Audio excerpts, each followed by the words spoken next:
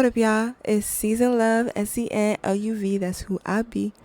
And welcome to another episode of the Money Healing Monologues. Over here at the Money Healing Monologues, I like to open up a space to speak about the development of Black wealth, health, and excellence. So, join me every single Monday where I like to reiterate, reteach, and dissect some shit that I just think us as a Black community should speak about.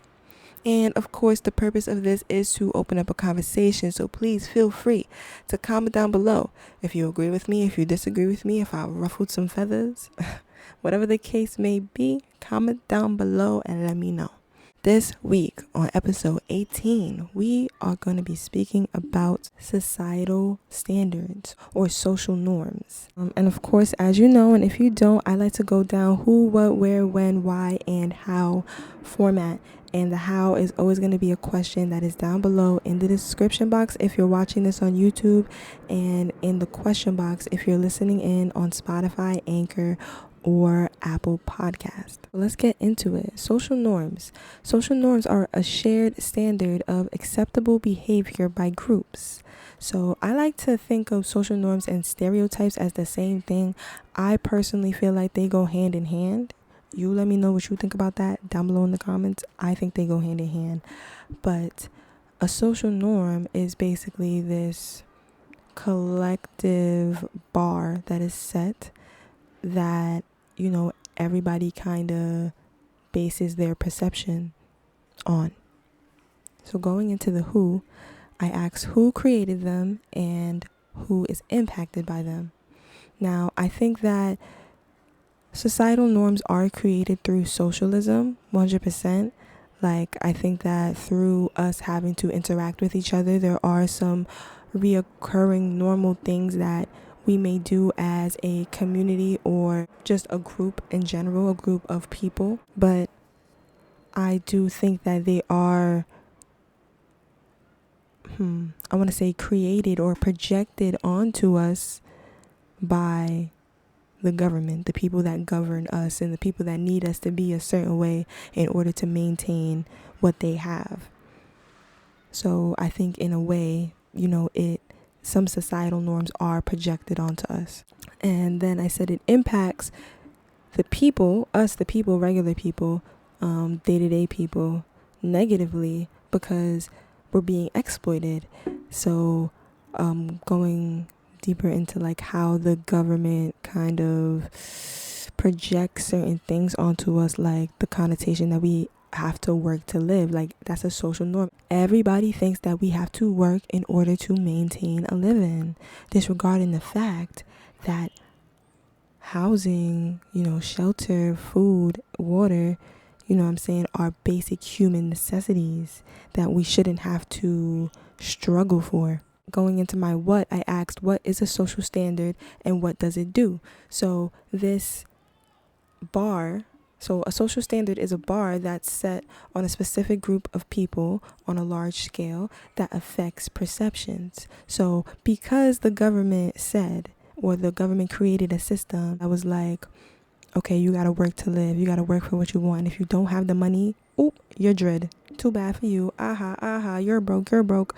That's literally capitalism. I'm weak. Since that has been a social norm for a long time, and you as the people, we don't realize that we have the power to shift that allowed us to tie emotions to these societal norms. So we know that we have to work to live. So it's evident that if you don't have any money, then you're sad, you're broke. You're less than, you're not as worthy of, basic shit that if another person did have the money for, they'd be worthy of it. Does that make sense? Like, it allows our perceptions to be kind of skewed, and then in turn affects the way that we move towards certain things. And it helps us judge certain things before we even go into it or before we even get to experience it, because there's already like a social connotation on it saying that, oh, this group of people or this type of thing happens normally. Does that make sense? bringing me into my where, I asked, where do we see socialism occur? In school, home, work, when you go to the store. Like, we have to interact with each other on a day-to-day basis. There's no way around that. We all live on this earth, so we all have to interact with each other one way or another. And one could see that, yes, that's a good thing. Like, absolutely, community, we need to connect with people. That is 100% true. But I also think that it was purposely set up that way so that we can remain complacent, number one. Number two, have to interact with people. Like, there's no choice. You have no, like, you have to interact with something in order to, you know what I mean? Yeah. But, there's also, there's a duality to everything, because it's like, I could try to think of that in a bad light, but I also think, like, I'm a community type of person. Like, I love being around people. I love bringing people together. So, like, I think in a lot of ways, socialism is really beneficial, but I do think that it may be used in ways that are meant to exploit us. Then I asked, when do we take them too far? When do we take societal norms too far? When it's keeping you complacent, when you have been believing in something for a very, very, very, very, very long time, and you've been doing it, and you've been just going with the motions with it, and it comes to a point where it's literally not serving you anymore, and you can't realize it, or you do realize it, but you just keep doing it. I think that's where we should draw the line, where it's like, okay, it's time for us to give up this societal norm. Like, we don't need it no more. Like, all right, let's pack it up, girl. Like, that's enough. We don't need this one no more. Let's all release this so that we can move on. The only reason that societal standards are kept up is because we all collectively believe in it. When we talk about collective consciousness, we talk about everybody giving their energy to this said thing. So we all give our energy to these societal standards by believing in them and abiding by them. But if we all collectively stop doing that, then it just would not exist at all. And we'd all fucking forget about it. And I said, why? Why is this important to speak about? I said, so we can embrace change, so we can embrace the shifts that naturally occur in life. Just like the seasons, we have to change. Okay, we have to go, we got to move, we got to keep growing and progressing and becoming better and better and better. Never ending healing journey. We have to keep shifting and keep moving in order for us to get to where we say we want to be, and just in order for us to live a comfortable life, because the changes are going to come whether you're ready or not. The reason that we heal is just so that we can handle it better. Okay, and now bringing me into my how, I asked, how do society standards affect your life? So whether you want to perceive that in a good light or a bad light, let me know how society standards affects your life. Oh yeah, sometimes I be forgetting to answer the question. I will edit my answer in the description box or in a comment, just so that you guys can, always get my perception on the question that I ask as well. How do society standards affect my life? So I am a entertainer and entrepreneur, and one can see that there's a lot that goes into each of those categories. You know what I'm saying? I do a lot of things, and because society has taught everybody to go to school, find what you like, go to college and get your degree in that one thing, and sit behind a desk and do that one work for the rest of your life, and then retire at 65. Absolutely fucking not. No, thank you.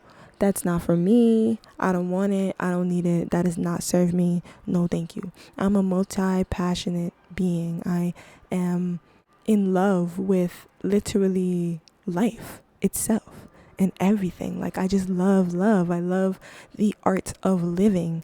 And I have my own passions and